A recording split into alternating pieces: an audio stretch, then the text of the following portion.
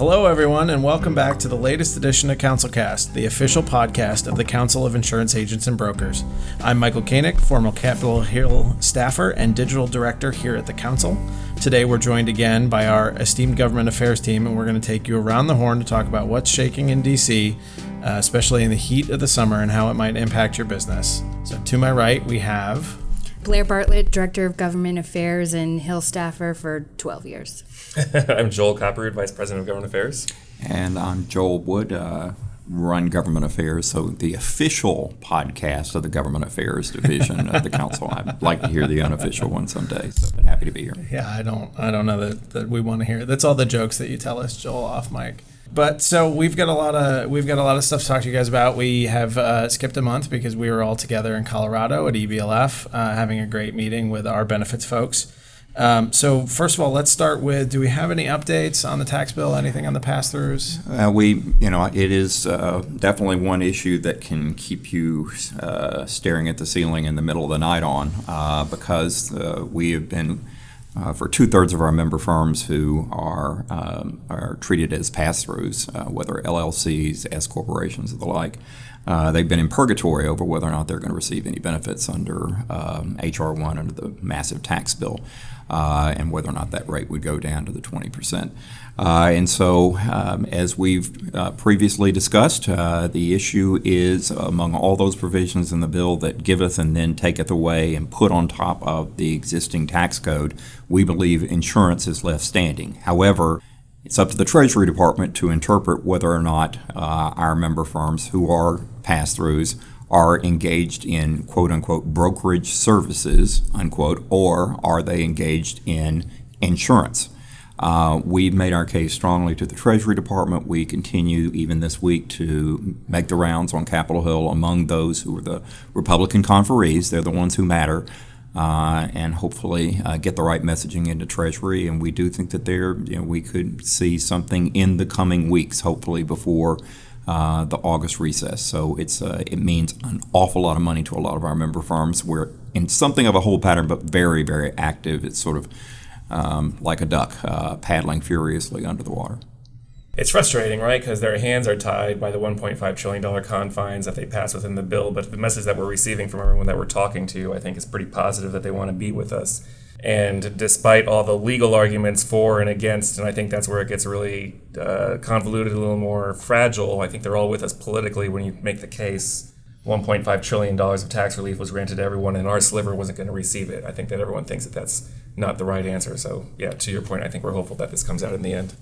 All right, moving forward, I know that there's not been a lot on the ACA. There hasn't been much traction it's gotten. Is there any updates there? Well, one update I would raise that just today, Senator Lamar Alexander, I think most everybody's heard about the bipartisan Alexander-Murray legislation to sort of shore up the exchanges and the cost-sharing subsidies and the reinsurance corridor and secure that into the marketplace that ultimately went nowhere because of the politics of abortion, of all things, in the House of Representatives. And so while Senator Alexander, as chairman of the Health, Education, Labor, and Pensions Committee and very influential voice on this, has been working in a very bipartisan manner in his committee, he sort of took the gloves off this week and urged Secretary Azar at HHS to grant far greater flexibility for states in their 1332 waiver plans to be able to tailor benefits outside the regimens of the ACA. And I think that that's where the action is going to be. We've certainly seen it in state after state like Idaho, like Iowa, like Wyoming in this year, that have attempted to push the envelope with respect to the minimum essential benefits. And so if Senator Alexander has his way, I think you're going to see more state flexibility. That can be a good thing and that can be a bad thing, depending on how the states move. But if that means that the states are going to move back to the situation of, the kind of mini-meds, of prevention-only plans that we saw in the early days of the ACA that don't have actual value in terms of health benefits, then I think that's a negative thing, and our members would feel that way. it's interesting that this is almost, I keep thinking about November and the impact that that's going to have on all of these policies. Like Azar's only been in office for a matter of months. He's already under pressure from some of the comments that his boss has made on drug pricing. We know drug pricing is going to be a major issue in the coming months and years. And it's a complicated issue. It's one that we're getting more and more involved in. But rising costs is something they're going to dive deep into. He's already under the gun on, obviously, right now what's happening in the individual markets to this letter that Senator Alexander sent him. The Alexander Murray legislation that got tied up in partisan politics. There's a wave that could be happening, and if the administration, the Republicans, want to actually get anything done, this is their real last chance, possibly, to have a significant impact on rolling back or recrafting the ACA. I have great difficulty seeing how they get to the finish line on anything before the election. On the other hand, I have heard from some moderate endangered Republicans in the House of Representatives that because of the looming price increases and because of the fact that they're going to be announced in the weeks before the election, that they've got to do something and they're going to figure out a way. I have great difficulty envisioning it. Speaking of drug pricing, I would urge anyone to get in contact with us. jwood at CIAB.com, joel.copperroot at CIAB.com. Just if you'd like to see a copy of the letter that we're sending to the administration on drug price transparency. Our efforts have been led by our CB, Council of Employee Benefits Executives Advisory Board, and certainly the issues surrounding transparency are really real and big for us. Anything to add on that, Blair? Well, you're seeing the same with tax reform that you're seeing in healthcare, where you have Senator Alexander writing letters to the executive branch to make fixes because legislatively they cannot. And that is something, I don't want to say it's different, but you're seeing that more and more. With tax reform, it's not going to be a legislative fix on pass-throughs because it's not. The wherewithal isn't there. Because they don't legislate anymore. No. Well, because sounding like the frustrated Democrat you are, I know you guys weren't in the room on this one, but even following the last passage of a comprehensive tax bill when I was on Capitol Hill then in 1986, it still took a couple of years to get a technical corrections bill enacted. So that's why we're heavily dependent on what Treasury decides to do. But just as prices on the exchanges are set to rise and in many instances rise dramatically, and the number of carriers continues. Plummet may be too strong of a word, but fewer and fewer participants in many of the exchanges out there. Just as that's going to arrive just before the election, what's going to happen come July 31st to pivot to our property casualty issue, Blair? Yeah, the authorization of the National Flood Insurance Program runs out July 31st, and there could be a lapse. I mean, I hate to say it, and it's such a shame and it's disappointing, but you have the House that is going to end and break for the August recess at that time, and then you have the Senate that is going to break the first week of August and then come back. The hope is that we may have a 6-month authorization to take us through the new year and get us through the crucial hurricane season. The lapse is going to be in the middle of hurricane season and just a few months before big elections in November. The timing couldn't be worse, and there's no one to blame but themselves. And I think the decision by Senator McConnell to keep the Senate in session in most of the month of August and to cancel the recess may perversely increase the chances of a lapse. We have had some short-term lapses over the last 5 years amid all of the growing dysfunction in government and on Capitol Hill on these issues, because they tend to break along coastal, non-coastal lines as opposed to the classic Republican-Democratic lines. But we've had lapses, but they've been when Congress is in session, and so even if we had a major event, they would have been able to act quickly. A little less clear how that would play out this particular August. And the hang-up, as always, has been this issue of private flood. We want to see a greater, more dynamic, competitive marketplace on private flood. Many lenders will only accept NFIP paper. And there is opposition from both the right and the left. In the Senate, it's limited. It's not many, but it's enough to keep that from moving forward. And then you've got all the big picture issues associated with actuarial soundness of the program, which sounds great. We all want to have actuarial soundness, but in Steve Scalise's district in Metairie, Louisiana, actuarial soundness on a $90,000 ranch house might be a $20,000 flood insurance premium, and so that's just politically a non-starter. Yeah, you have a lot of Hill staff looking at a feasibility study that FEMA put out in April. And so that has been heavily referred back to. And the fear with the private market is that it would take out policies from NFIP. And so it would be, you wouldn't necessarily be able to have those private policies back up your NFIP policies. And, you always have to remember that flood insurance isn't just an insurance program. It is mitigation and it is mapping. And how do you pay for that? If you take out your commercial policies and if you take out some private policies. And so that is, like anything else, it's a numbers money game. How much of a how much noise are you hearing in this conversation, Blair, or energy towards increasing the take-up rate? It is mentioned, but what people aren't mentioning are what are ideas that we could do to increase that take-up rate. Right, because that gets politically toxic, right? When you talk about enforcement, when you talk about tax incentives, whatever, it's... And then... And the home builders and the realtors are mighty powerful on this. Right. Mm-hmm. All right. Well, whether you're on a coast or not, we've had a lot of primaries since the last time we all spoke. California being the one forefront in my mind, at least coming from the left. But just in general, there was a Quinnipiac poll that came out today that had Democrats up 7 on a generic ballot. And so I know that's tighter than it was 10. So that makes Joel Wood feel better, but it's still a pretty big number, which makes Joel Copperwood feel better. So where do you guys land after the primaries? What's your outlook so far?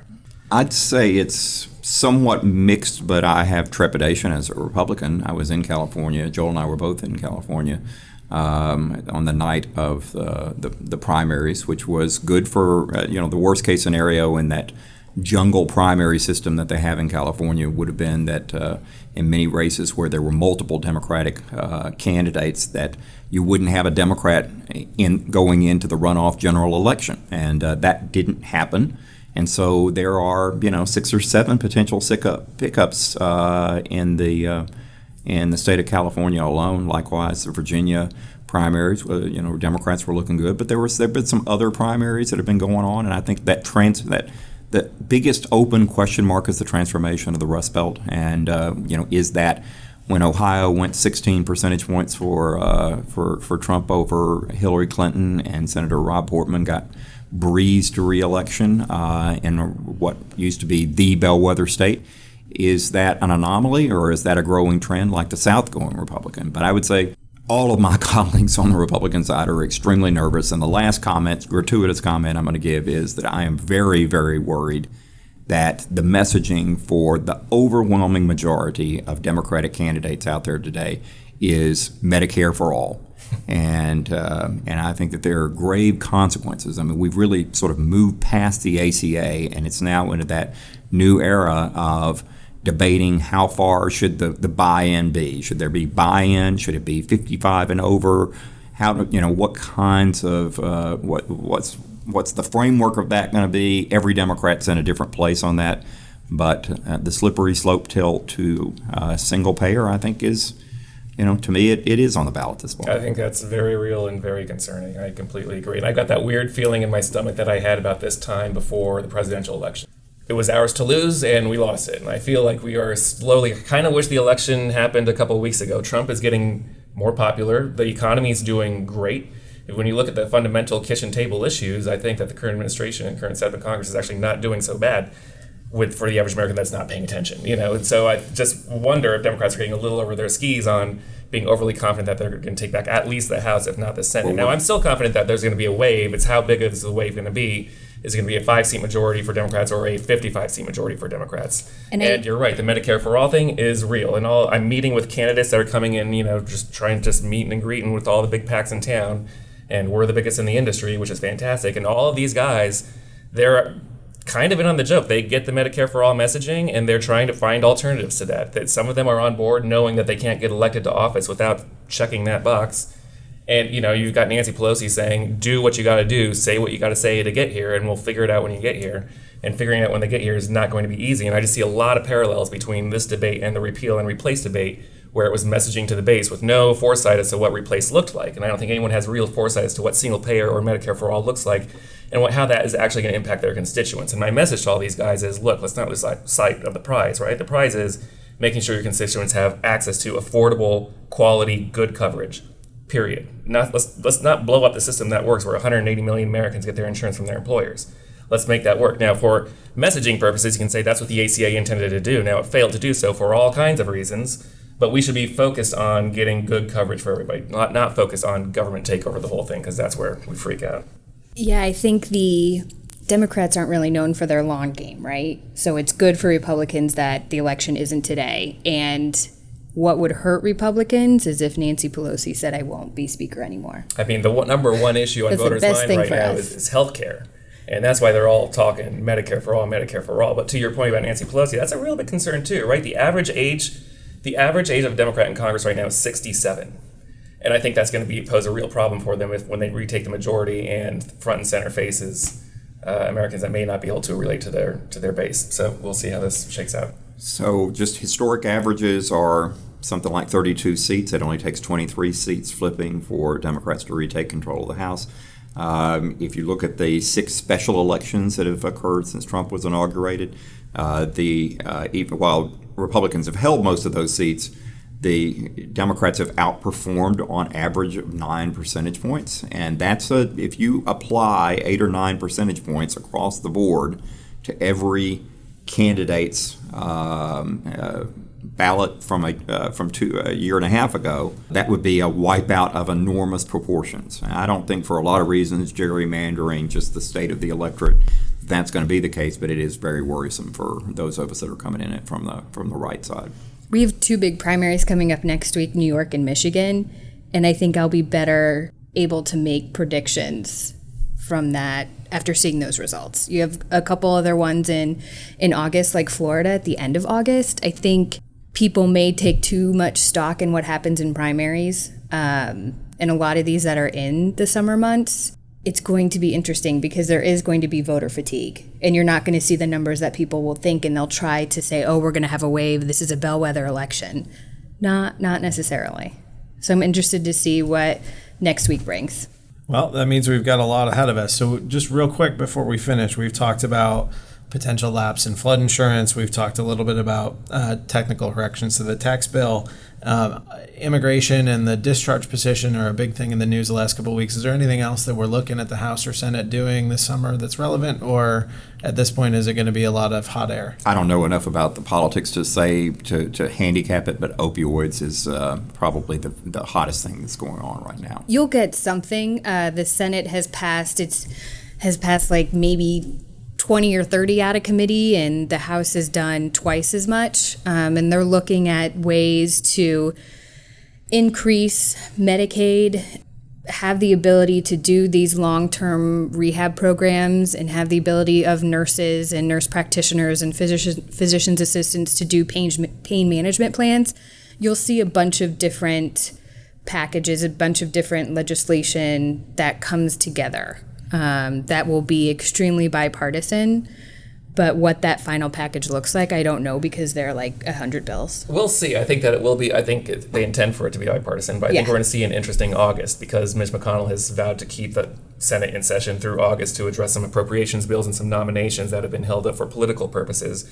And Democrats think that the political reasoning behind that is to keep Democrats off of the campaign trail and here during August because they know it's going to be tough. McConnell, I know that's your conspiracy theory. But it's interesting. I'm just sharing this because I think that Democrats intend to force a lot of very difficult votes in August on healthcare issues, knowing that that's what's going to make the front page of the newspaper back home, and it could end up being a double-edged sword for Senator McConnell, and that could ultimately hijack some opioid legislation.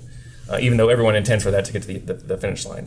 And we'll know the next few days what we're doing about immigration. It was kind of set up that this week the House would vote on the Goodlatte bill, which is the more conservative legislation and a compromise bill that the White House helped draft. But then the president came out and said, no, I won't support the compromise bill. And that kind of messed up everybody. And they're whipping this week or clarifying earlier this week what the president really meant.